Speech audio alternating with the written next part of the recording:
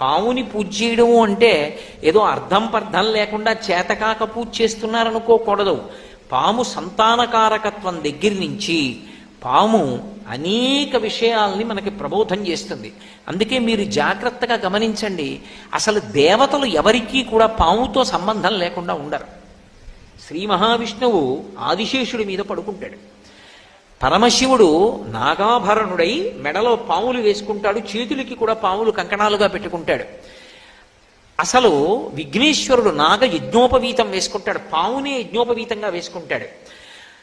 శ్రీకృష్ణ భగవానుడు కాళీయమర్దనంలో ఆయనకి ఏ రంగస్థలం పనికి రాలేదు. ఆయన కాళీని యొక్క పడగల మీద తాండవం చేశాడు. మీరు ఎక్కడ చూడండి, చిట్ట చివరికి సహస్రారమని పాము పడగలు ఎలా ఉంటాయో శ్రీ విద్యా సంప్రదాయంలో ఆ సహస్రారమును చేరుకున్నప్పుడు అలా ఉంటుంది అని.